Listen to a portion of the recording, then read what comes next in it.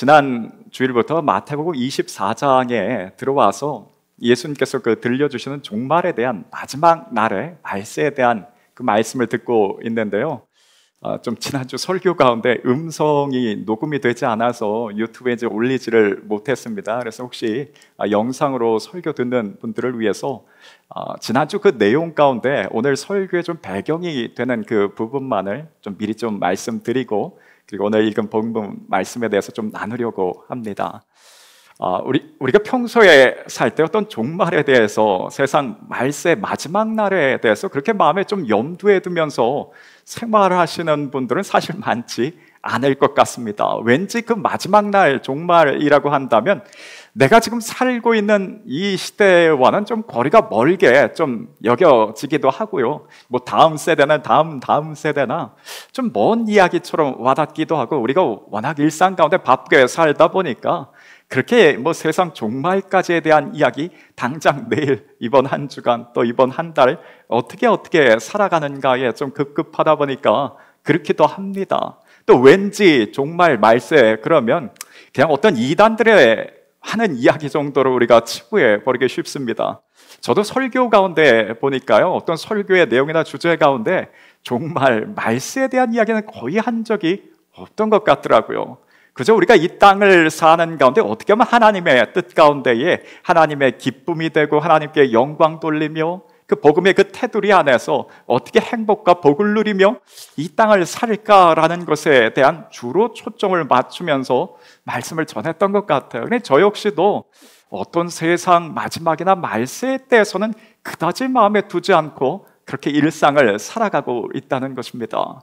근데 이런 가운데에 예수님께서 24장에, 마태복음 24장에 들어와서 이 세상 마지막 날과 마지막 때와 그 이후에 예수님의 재림에 대한 이야기를 하기 시작하셨습니다. 그 왜 갑자기 예수님께서 이 마지막 날에 대한 이야기를 하셨는가 하면요, 제자들과 지금 예수님께서 예루살렘 성전 그 앞을 지나치고 있는데 제자들이 그 웅장하고 아름다운 예루살렘 성전을 보면서 선생님 이 건물을 좀 보시라고, 이 성전을 좀 보시라고 그렇게 이야기를 했습니다. 그랬더니 예수님께서 제자들에게 하셨던 말씀이 돌 하나도 돌 위에 남지 않고 이 성전이 무너질 것이라고 이야기를 합니다.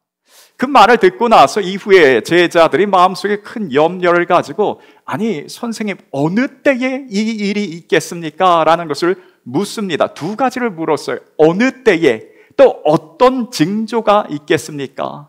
말세에 혹은 성전이 무너질 그날에 어떤 징조와 어느 때에 그런 일들이 있겠냐라는 것, 이 두 가지를 질문했습니다. 이 질문에 대해서 예수님께서 우선 이 마지막 때에 대한, 종말에 대한 여러 가지 미혹하는 말들이 많기 때문에 미혹을 당하지 않도록 주의하라고 하시면서 가까운 미래에 있을 일과, 가까운 미래라는 것은 그 예루살렘이 무너질 그때, 성전이 무너질 때를 뜻합니다. 예수님께서 대략 그 이야기를 하신 이후에 40년 후 정도에 AD 70년경에 로마의 티토라는 장군에 의해서 예루살렘 성전은 실제로 무너졌습니다. 그래서 가까운 미래에 이루어질 일들과 먼 미래의 세상 끝날에 대한 그 미래까지 한꺼번에 예수님께서 다 같이 이야기해 주신 것이 마태복음 24장에 나오는 그 내용이 됩니다. 말세와 종말에 대해서는 예수님께서 어떤 희미하게 이야기하지 않았어요. 명확하게 그날이 어느 때이고 어떤 징조가 있을 것인지에 대해서 명확하게 말씀해 주셨습니다. 근데 우리가 이런 말씀을 들을 때에 막 기대가 되면서 드디어 세상 끝날이 됐구나라고 하지 않습니다. 어떤 종말이나 마지막 날에 대한 그 단어 자체가 주는 그 두려움이 있고요. 워낙 이단들이 그냥 이 종말에 대해서 뭐 어느 때 종말이 마지막 날이 다가왔다고 이게 하도 이런 종류의 미혹하는 말을 해서 종말이나 말세에 대한 이야기에 들려면 귀를 닫아 버리기가 쉽습니다. 그만큼 이 종말에 대해서 이단들이 사람들을 미혹하고 잘못된 길로, 방향들로 이끌어왔던 것이 교회 역사 가운데도 그만큼 많이 있다는 거예요.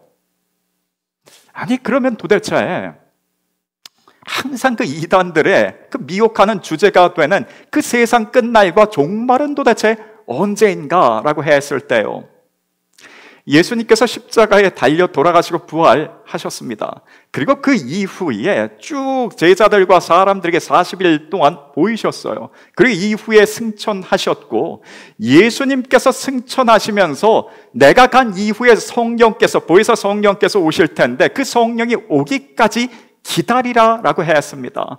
그리고 예수님께서 승천하신 그 이후에 열흘 정도 지났을 때에 성령이 강림하는 그 사건이 일어나게 됩니다. 베드로를 비롯해서 그 마가의 다락방에 모인 모든 사람들에게 성령이 집단적으로 임했습니다. 그 성령의 임재함을, 성령의 강림을 경험했던 베드로가 대표적으로 일어나서 사도행전 2장에 이런 고백을 하는데요. 요엘서, 구약 성경의 요엘서를 인용해서 이와 같은 말을 합니다. 말세에 내가 내 영을 모든 사람들에게 부어주리니 너희 자녀들은 예언할 것이요 청년들은 환상을 볼 것이라고 했습니다. 말세가 나왔어요. 말세가. 그럼 말세에 어떤 일들이 일어날 것인가? 나의 영, 성령께서 모든 사람 가운데 임재하는 일이 말세에 있다는 것입니다. 그러니 성령께서 각 사람 위에 임재하는 것을 본다면 그때가 바로 말세의 시작이라는 것입니다. 그날 베드로에게만, 그 모인 사람들에게만 성령이 임하셨던 것이 아니라 그 이후에 예수 믿는 모든 사람들에게 성령이 임하셨습니다. 그래서 이후에 그 바울 서신서 가운데 보면 항상 교인들을 향해서, 그리스도인들을 향해서 말하는 것이 너희가 걸어다니는 하나님의 성전이라고, 그걸 알지 못하냐고 이야기를 합니다. 그 성령께서 그 사도행전 2장 그 이후로 모든 사람들에게, 예수 믿는 모든 사람들에게 임하셨어요.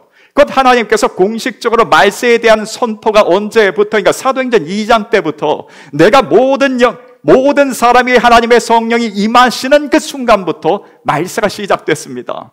2025년을 살고 있는 현재 우리 가운데도 성령께서는 함께 하셔요.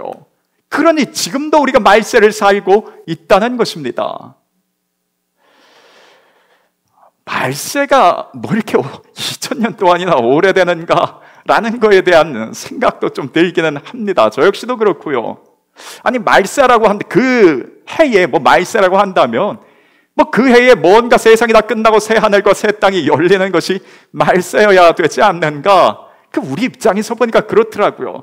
그런데 하나님의 입장에서 보자면 모든 것의 시간이라는 개념이 그 있기 이전부터 하나님은 존재하셨으며 그 이후에도 영원토록 존재하실 분이 하나님이셔요. 하나님의 시간은 영원 전부터 영원 끝까지 이어지고 있습니다. 그래서 베드로의 표현처럼 그분에게는 1000년이 하루와 같다고. 이게 어떻게 보면 무한대의 그 시간 가운데에 그 1000년과 2000년은 하나님의 보시기에 어떻게 보면 그 하루의 날짜의 치기에도 미미할 수 있다는 것입니다.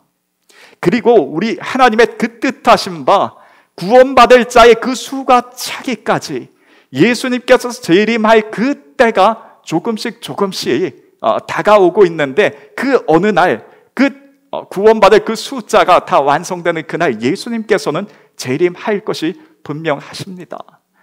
아무튼 우리가 재림의 그 때를 우리가 살고, 마지막 때, 종말의 때를 살고 있습니다.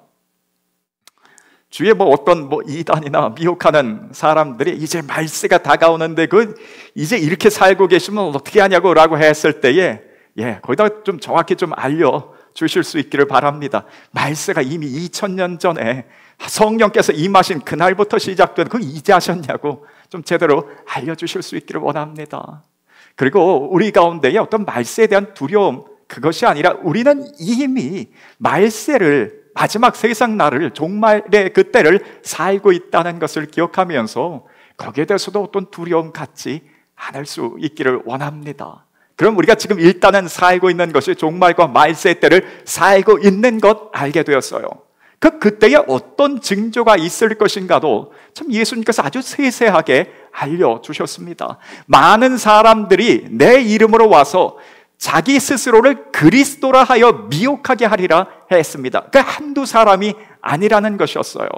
예수님께서 이 땅에 다시 재림하신다라고 했는데 내가 바로 그 재림 예수라고 그리스도라 하는 자들이 한두 사람이 아니라 많은 사람들이 일어나서 내가 바로 그 예수라고 사람들을 미혹하게 할 것인데 그 일들이 말세 때 계속해서 있을 것이라고 했습니다.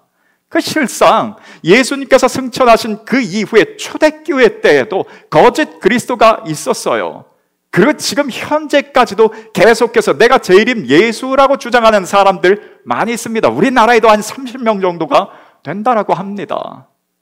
일제강점기의 그 박태선 장로부터 시작해서 이후에 통일교회 문선명, JMS 정명석, 신천지의 이만희 모두가 다 자기 자신을 재림 예수라고 그리스도라고 주장하는 자들인데 이런 자들의 주장이 앞으로도 계속해서 이어질 것이 말세에 나타나는 징조라고 했습니다.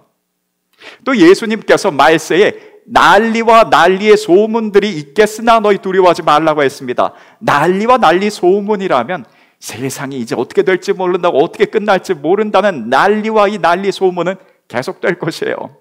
그래서 몇 해 전에 코로나가 한참 유행했을 때는 이제 빙하나 이런 북극, 남극의 빙하들이 녹으면서 이전에 있었던 바이러스나 새로운 이런 것들이 출현해서 질병으로 우리가 어떻게 인류가 멸망할지 모른다라는 혹은 온난화로 인하여서 이 세상이 어떻게 될지 모른다라는 난리와 난리 소식들 이후에 어떤 3차 대전이라든지 전쟁을 통해서 이 세상이 어떻게 될지 모른다는 이런 난리와 난리 소문들은 앞으로 갈수록 더 무성해질 것입니다. 예수님께서 우리에게 미리 알려주신 종말의 때의 징조가 됩니다. 그런데 그럼에도 두려워하지 말라라고 하는 것이 주님의 말씀이었어요.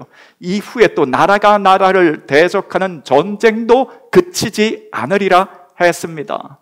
예수님께서 말씀하신 그 이후에 지난 2000년 동안 전쟁은 끊이지 않고 계속해서 일어났습니다. 참 우리나라 안에서도 많은 전쟁이 있었고요. 현재도 우크라이나, 러시아 그 전쟁이 끝나면 이제는 전쟁이 사라질 것인가? 아닐 것이에요. 전쟁, 나라가 나라를 대적하여 일어나는 전쟁은 종말의 때 계속해서 있을 것이라고 징조로 예수님께서 말씀해 주셨습니다. 기근과 지진도 계속되어지며 누가복음 말씀 같은 데 보면 전염병에 대한 말씀도 있습니다. 기근이나 지진 앞으로도 계속될 것이고요. 전염병으로 인하여서 이게 인류가 큰 위협을 받을까? 백신도 충분하게 개발이 되었고 어떤 바이러스에 대한 그 존재들도 계속해서 밝혀지는 가운데 있기 때문에 다시는 팬데믹 같은 그런 재앙이 없을 흑사병이나 스페인 독감이나 이런 것들이 현재 인류에는 일어나지 않을 것으로 예상을 했지만 코로나를 통하여서 완전히 깨져버렸습니다. 그런데 이러한 전염병은 말세에 대한 종말에 대한 계속해서 나타날 징조로 예수님께서 우리에게 알려주신 바가 됩니다. 끝으로 모든 민족에게 너희가 미움을 받을 것이라고 이야기를 했습니다. 그래서 그리스도인들이 박해를 받는다는 것에 대해서 초대교회 때부터 지금 현재까지도 물론 우리 종교적인 자유 가운데 지금 살고 있습니다만 어떤 이슬람 지역이나 공산권에서는 여전히 압박과 핍박, 박해들이 계속되고 있습니다. 초대교회 때에 카타콤이라는 그 굴 속으로 들어가서 거기서 살다 그렇게 고난 가운데 죽을 수밖에 없는 성도들이 있었어요.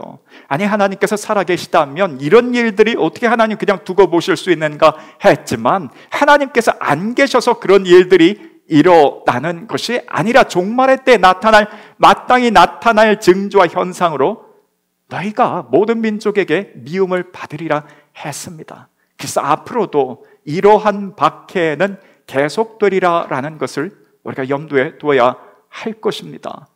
어느 때에 어떤 징조가 있을 것인가 이처럼 예수님께서 자세하게 알려주셨는데요. 이 모든 징조들이 예수님께서 말씀하신 징조들이 지금 그대로 다 우리 삶 가운데 지금껏 일어나고 있고 이루어지고 있습니다. 앞으로도 마찬가지일 거예요. 그러니 우리가 지금 어떻게 보면 종말의 때에 세상 말세에 살고 있다는 것이 정말 확실하다는 것입니다. 그리고서 오늘 읽은 말씀에 보면요, 이 종말의 때 말세를 사는 우리가 무엇을 하고 살아야 되는지에 대한 그 말씀을 오늘 우리에게 주시는데요. 42절 말씀 다시 한번 보면, 같이 한번 읽겠습니다.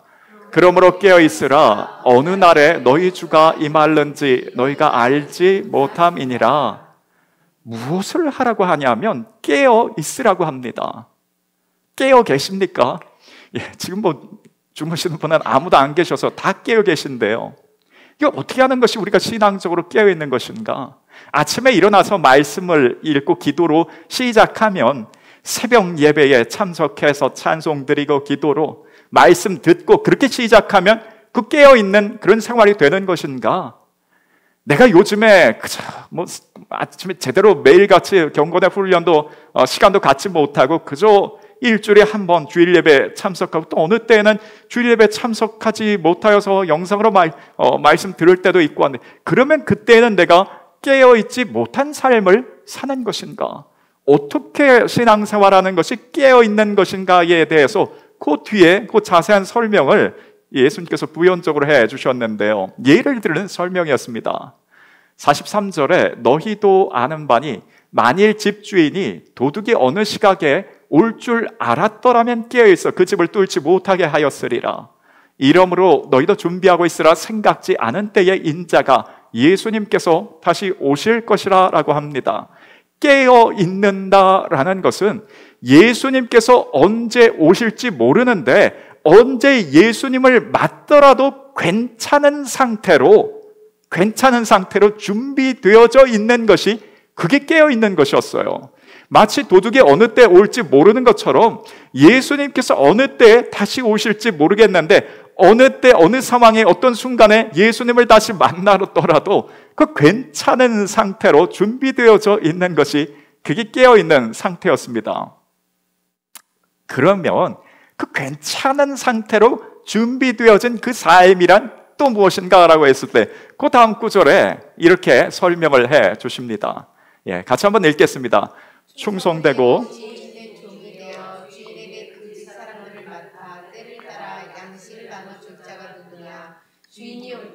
그 종이 이렇게 하는 것을 보면 그 종이 복이 있으리로다. 아멘. 뭔가를 일을 맡겨주고 가셨어요.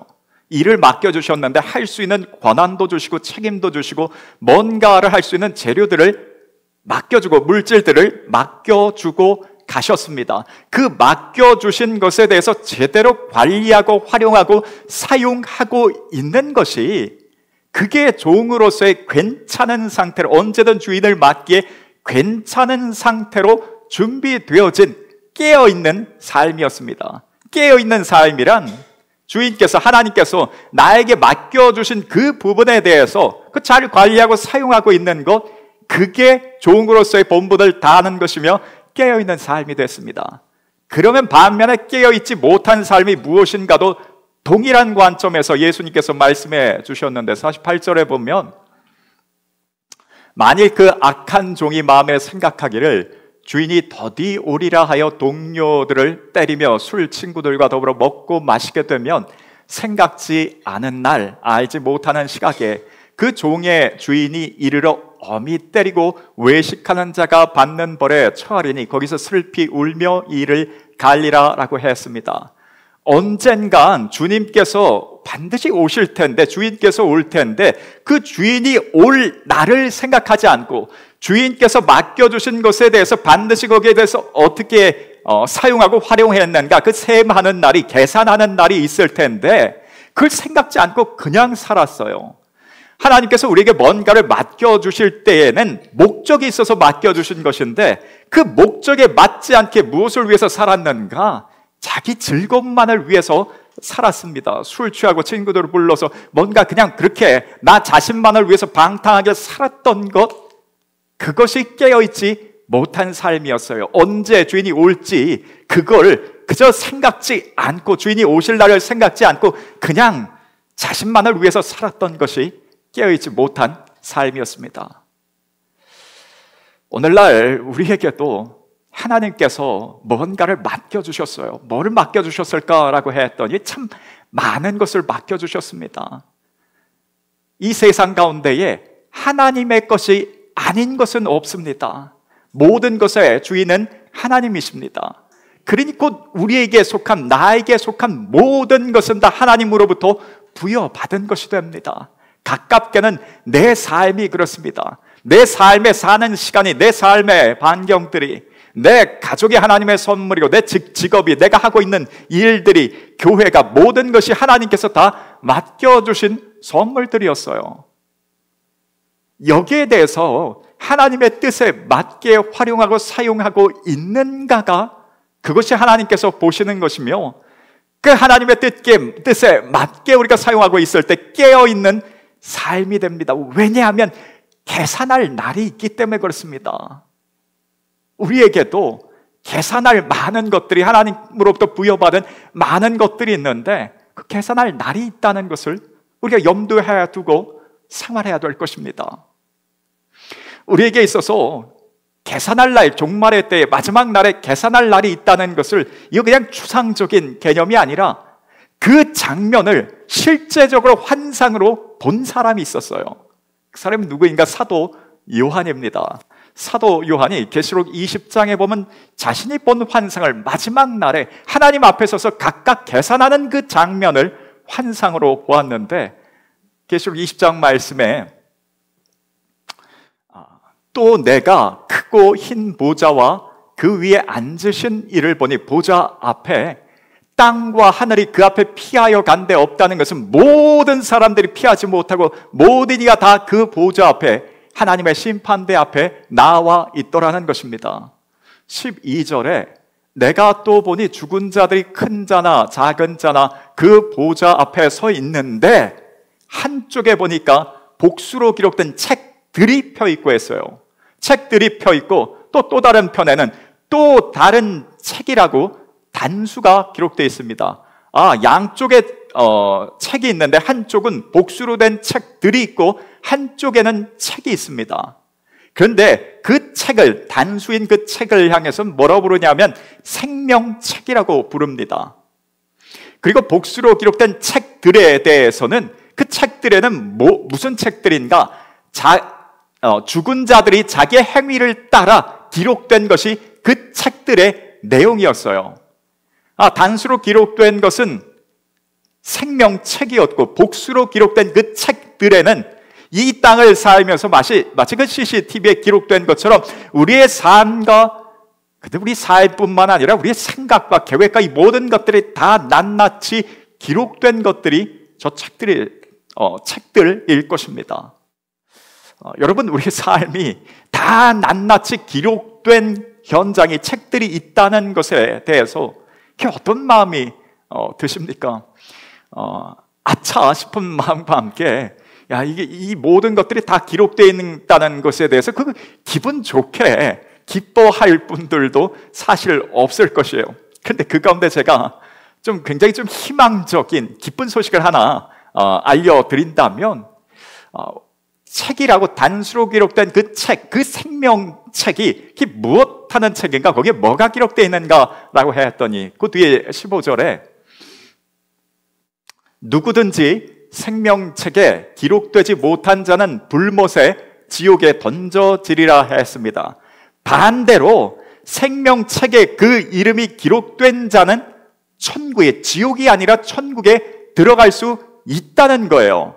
그러니 마지막 심판날에, 계산하는 날에 하나님의 심판대 앞에 쭉 우리 모든 사람들이 서 있을 텐데, 그 가운데 두 종류의 사람들로 나뉠 거예요. 생명책에 이름이 기록된 사람과 기록되지 않은 사람들로 나뉠 것입니다. 우리가 어떤 뉴스에는 이름이 어떤 위인전개는 이름이 오르내리지 못하더라도 반드시 이름이 기록되어야 될 곳이 있다면 생명책에는 우리의 이름이 기록되어져 있기를 원합니다. 우리의 이름이 생명책에 기록되어져 있는가라고 했을 때에 참 많은 말씀들로, 복음서에 누구든지 영접하는 자, 그 이름을 믿는 자들에게는 하나님의 자녀가 되는 권세를 주셨다라고 했어요. 이미 그 죄에서 떠난 예수 그리스도를 통해서 죄의 문제를 해결한 자들은 하나님의 자녀로서 그 이름이 올라가 있음을 복음서들은 우리에게 알려줍니다. 그래서 우리의 이름이 어디에 기록되어 있는가? 생명책에 기록되어 있습니다. 이거 너무너무 중요한 내용입니다. 이 땅에 살았던 모든 사람들이 하나님의 심판대 앞에 서 있을 것이며, 그 심판대 앞에는 우리의 삶이 낱낱이 기록된 책들이 있습니다. 그 책들 가운데에 죄 없는 사람이 누가 있겠습니까? 다 지옥 불못에 들어갈 수밖에 없는 존재들이 이 땅을 사는 사람들이에요. 저와 여러분이기도 합니다. 그런데 그 가운데 우리가 거기에 대해서 우리가 좌절하고 낭망하지 않을 것은 우리의 이름이 생명책에 기록되어져 있기 때문입니다. 이것으로 인하여서 우리가 기뻐할 수 있기를 원합니다. 만약 우리의 이름이 생명책에 기록되어 있지 않았더라면 우리는 책들에 낱낱이 기록된 우리의 죄의 행위와 생각들로 인하여서 불못의 지옥에 들어갈 수밖에 없는 자들이었지만, 우리가 거기서 피하고 우리는 천국에 들어가는 것은 우리의 이름이 생명책에 기록되어져 있기 때문에 그렇습니다. 그래서 어떻게 보면 우리는 이 땅을 살면서 가장 두려운 문제인 죽음 앞에서도, 우리가 그 가운데서도 그 죽음을 앞두고도 기뻐할 수 있는 것은 우리 이름이 생명책에 기록되어져 있다는 것입니다. 그래서 예수님께서 누가복음 10장에 보면 70명의 사람들을 세상 가운데 파송하면서 복음을 전하게 하셨어요. 그들에게 권세와 능력을 주셨습니다.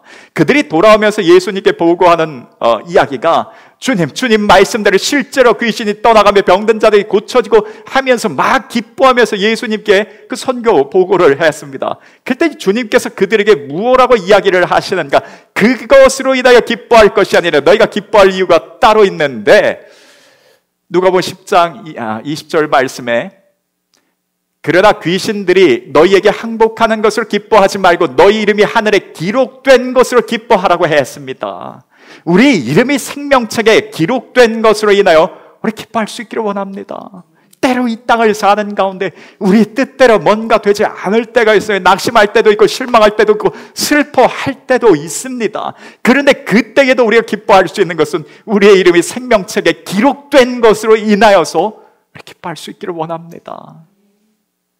다만 우리의 삶이 하나님 앞에 섰을 때에 생명책에 기록된 것으로 천국 문에 들어가겠지만, 우리의 이름이 생명책에 기록된과 동시에 우리의 삶도 계속해서 기록되고 있어요. 그래서 바울이 우리 가운데 너희가 어느 사람 가운데에서는 불 가운데 구원을 받은 것처럼 아무것도 남지 않고 부끄러움 가운데 구원받는 자들이 있을 것이라고 했습니다. 하나님 앞에 설 때에 우리가 생명책의 이름이, 예수로 말미암아 생명책의 이름이 기록되어졌고 저 영원한 천국에 들어갈 텐데, 들어가는 그날에 기쁜 마음으로 칭찬받으면서 들어갈 수 있기를 원합니다. 부끄러운 모습이 아니라 칭찬받는 모습으로 들어갈 수 있기를 원합니다. 마지막 날 최종 결산만이 있는 것이 아니라, 오늘 예수님께서 말씀하신 그 읽은 내용을 보면 중간에 정산하는 그 시간이 우리에게 있음을 또한 예수님께서 알려주셨어요. 그래서 우리가 마지막 날 그때만 바라보면서 살 것이 아니라 중간에 정산하는 그 날이 있다는 것을, 그 과정이 있다는 것을 우리가 염두할 수 있기를 원하는데, 우리 읽었던 46절에 다시 마태복음 20장으로 돌아와서요, 주인이 올 때에 그 종이 이렇게 하는 것을 보면 그 종이 복이 있으리로다. 내가 진실로 너희에게 이르노니 주인이 그 모든 소유를 그에게 맡기리라 했습니다. 이후에 다음 장에 나오는 달란트 비유에서도 마찬가지예요. 하나님께서 우리에게 1달란트, 2달란트, 5달란트를 맡기셨어요. 그 맡겨주신 것에 대해서 2달란트 받은 자는 왜 나한테 이 2달란트밖에 안 줬냐고 그렇게 생각하는 것이 아니라 받은 그 2달란트에 집중했습니다. 그래서 이후에 4달란트를 만들었고요, 5달란트 받은 자는 이후에 10달란트를 만들었습니다. 그랬더니 하나님께서 어떻게 하셨는가? 잘 관리하고 활용한 그 사람들에게 또 다른 달란트를 하나님께서 추가적으로 더 맡겨주시더라는 것입니다. 우리에게 있어서 그 중간 정산할 때 그 은혜가 있기를 믿고 모든 것을 맡겨주실 수 있는 것이 우리와 우리 자녀들을 있기를 원합니다. 어떤 우리 물질적인 부분에 있을 때는요, 하나님께서 우리에게 처음에 맡겨주신 것을 그저 1,000만 원 정도를 하나님께서 우리에게 맡겨주셨어요. 아니, 어떤 사람은 입에 태어날 때부터 금수저를 물고 태어나는데 나에게는 왜 이것밖에 안 맡겨주시는가? 그것이 아니라 우선 하나님께서 나에게 맡겨주신 그 부분에 대해서 하나님의 뜻대로 관리하고 사용하는 것입니다. 내게 맡겨주신 그 부분에 대해서 하나님 앞에 일정 부분에 대해서 헌금도 드리면서 또 하나님 나라의 확장을 위해서 사용할 수 있습니다. 또 어느 부분은 자녀들을 양육하고 교육하는 학원비를 쓰면서 이후에 하나님 나라의 귀한 일꾼으로 세워지기 위해서 그 목적을 가지고 어떤 학원비도 또 살림하는 그 비용도 씁니다. 나중에 우리 노후에도 물질적인 그 힘이 있어야 하나님의 일들을 감당할 수 있어요. 그래서 그 이후에 필요한 대로 저축도 할 수 있습니다. 이렇게 모든 것이 그저 내 뜻, 내가 하는 대로, 내 하고 싶은 대로가 아니라 하나님의 뜻 가운데 무엇이 맞은가를 그것을 염두에 두고 활용하고 사용하는 그 자에게 하나님께서 반드시 또 다른 30배, 또 다른 60배, 100배로 모든 것을 믿고 맡겨 주실 것입니다. 그 은혜가 있기를 원합니다. 우리 어떤 건강, 하나님께서 지금까지 나에게 건강의 은혜와 달란트로 맡겨주셨습니까? 그러면 또 다른 건강의 시간을 부여받는 것 다른 것이 아니에요. 하나님께서 현재 나에게 주신 그 건강의 그 시간, 그 삶을 통하여서 또 하나님의 뜻대로 우리가 우리의 몸을 사용하는 것입니다. 또 다른 건강의 삶의 시간을 하나님께서 맡겨 주실 것입니다. 이로 말미암아 하나님께서 중간중간에 우리를 점검해 보실 때 무엇이든지 모든 것을 믿고 맡길 만한 종들이, 자녀들이 우리이기를 소원합니다. 오늘 말씀을 한번 정리하면서요, 이단들이 이야기하는 종말과 성경에서 이야기하는 종말 아주 큰 차이가 있었습니다. 똑같이 세상 끝이 온다는 것은 마찬가지였어요. 근데 이단들이 이야기하는 그 종말의 때는 아니 세상 끝날이 됐는데 그 돈 쌓아놨다가 그거 뭐하냐고 그거 하고 있는 것 다 내려놓고 팽겨치고 자신들이 이야기하는 곳을 같이 모여서 거기서 종말을 맞자고 이야기를 합니다. 그런데 성경을 통해서 알게 되는 그 마지막 날 종말의 때는 하나님과 모든 것을 결산하는 계산하는 날이었어요. 그래서 현재 우리 하나님께서 맡겨주신 것에 대해서 끝까지 우리 삶 가운데에 최선을 다하고 충성된 일꾼으로 사는 것입니다. 그리고 그날은 기쁜 날이에요. 이단들이 이야기하는 두려움을 주는 그 날이 아니라 우리 그 마지막 날엔 우리는 생명책에 이름이 기록되어져 있기 때문에 우리는 기쁜 날이고 즐거운 날이며 그 결산하는 날에 하나님 앞에 칭찬받는 자로 세워지기 위해서 우리 삶에 더 열정적으로 활력을 갖고 살게 하는 것이 오늘 성경을 통해서 주님을 통해서 알게 되는 종말 마지막 날이 됩니다. 원하기는 중간중간에도 결산할, 점검할, 정산하는 때가 있다고 해야 했으니 무엇이든지 간에 하나님으로부터 믿고 맡겨질 수 있는 그런 하나님의 귀한 종들이 하나님의 자녀들 될 수 있기를 소원합니다.